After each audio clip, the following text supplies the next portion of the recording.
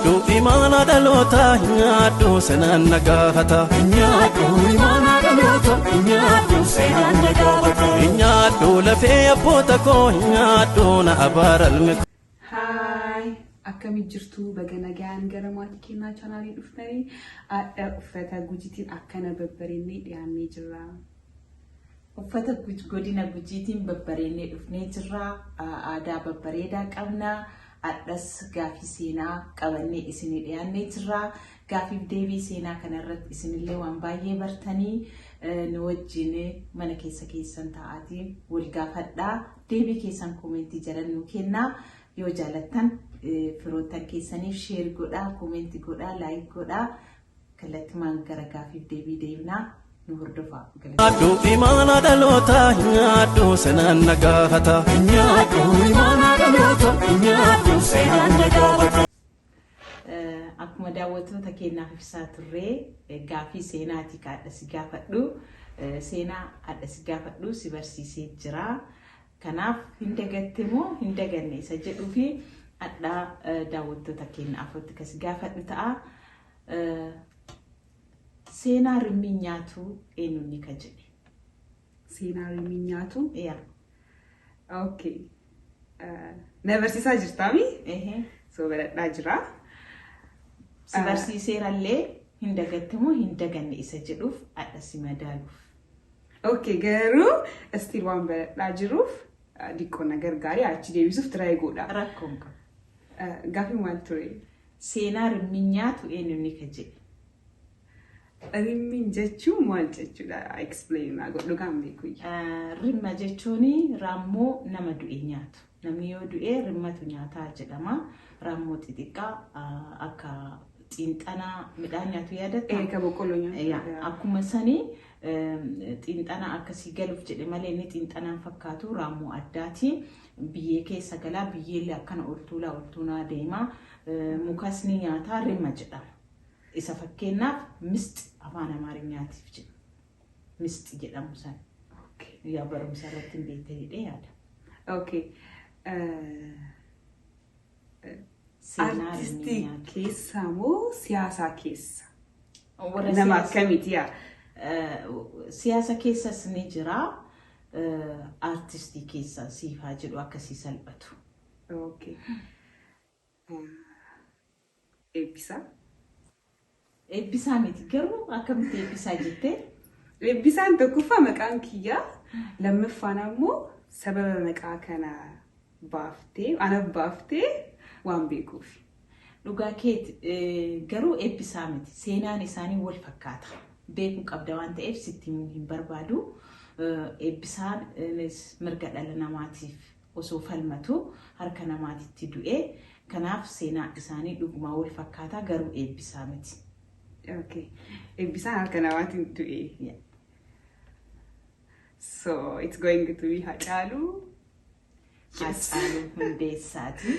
Seenaa rimmi nyaatu jedhe. Kana waa malee mitiyyuu seenaa rimmi nyaatu jedheetiin ka jalqabe.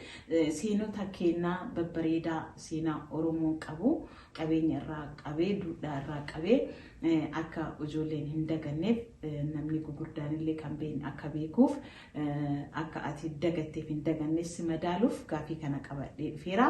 Gaafiin adda si gaafadhu seenaa irratti kan hundaa'ee adda qofatti hin xumurru itti fufaa deemna. Deebii isaa argattee jirta. Gara lammaffaatitti yeroo deebi'ee jiru. Nyaadhu imaana dhaloota nyaadhu seenaan nagaafata nyaadhu imaana dhaloota nyaadhu. Gaafii lammaffaa kasi gaafadhu qabeenya Oromiyaan qabdu keessaa UNESCO irratti kamtu galmaa'e? Qabeenya Oromiyaa qabdu keessa? Oromiyaan qabeenya baay'ee qabdi. Dhugaa. So optionii naa kenniti. Amma fakkeenyaaf irreechi aadaa Oromooti, qabeenya Oromooti. Gaarreen Baalee qabeenya Oromiyaan qabdu, holqi Soofumarii qabeenya Oromiyaan qabdu. Baay'eetu jira wantoota baay'eetu jira qabeenyota baay'eetu jira sirni gadaa akkasii. Kanaafuu kanneen keessaa meeqamni UNESCO irratti galmaa'e? Irreecha. Miti irreechi almost galmaa'uuf ta'a. qophaa'ee xumura raga'ee jira garuu hin xumuran. Galmaa'uuf ta'a wantoota hafuutu jira waan hafu san yoo fixatee jedhe innis galmaa'uuf ta'a garuu isaan Irreecha miti? miti.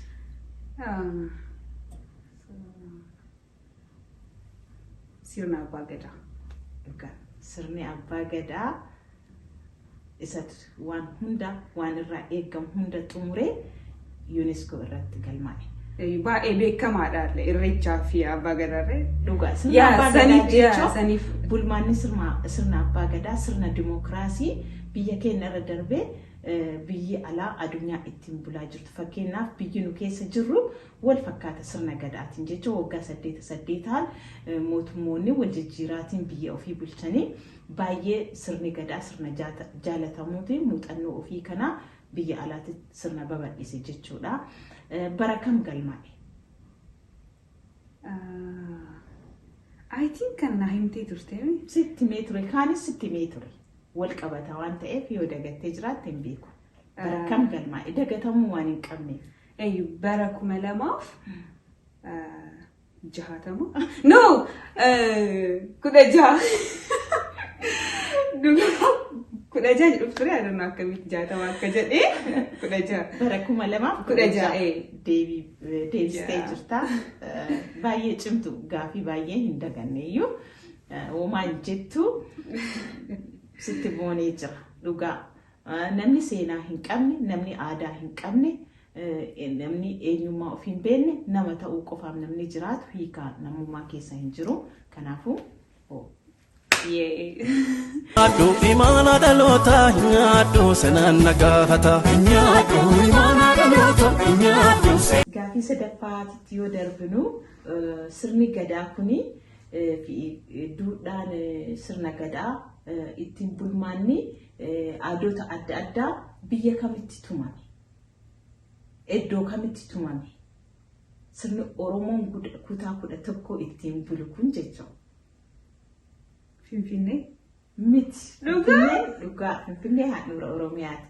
Isinis paawuz godhaatii deebii kana koomentii jalatti nu kennaa maaliif beekuu qabna jechoo bakka sirni kun itti tumame Oromoo hundinuu kutaalee hundi keessatti ijoolleen jirtu hunduu beekuu qabdi. Namni seenaa hin qabne namaa miti namni aadaa hin qabne namaa miti. Kanaafuu gaafii kana akka nu keettan barbaanna. Finfinnee jetteetti Finfinnee miti itti deebii gaafadhaa. Finfinnee miti Finfinnee Oromiyaa handhuura Oromooti garuu sirni achitti hin tumamu. Okay garuu Finfinnee yoo hin taane dhugaan beeku iyyuu. Yaal beekuu qabda. Finfinnee yoo hin taane.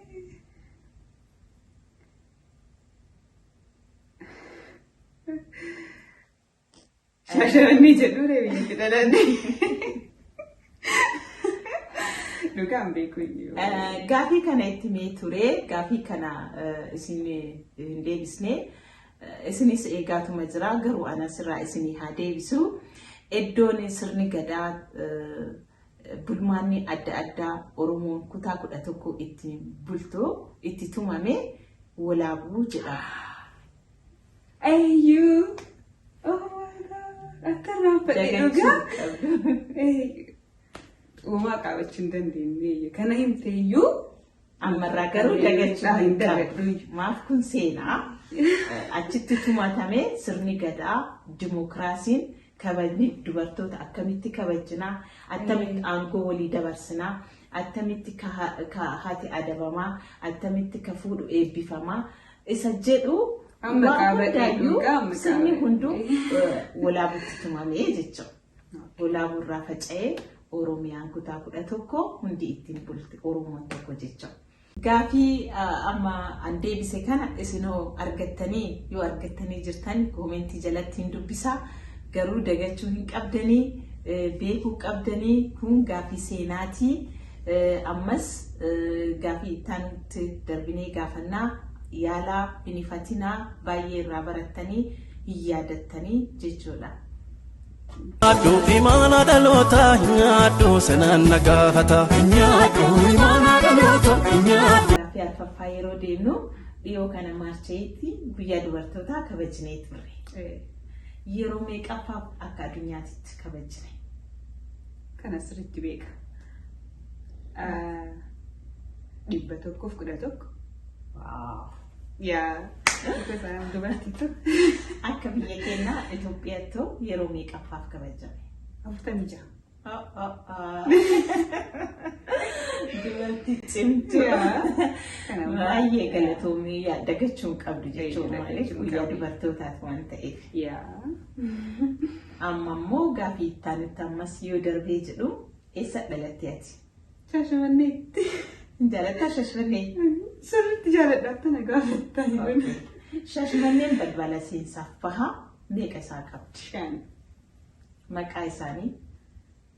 Arbaa Minch, Takka, Moyaalee, 2, Baalee, 3,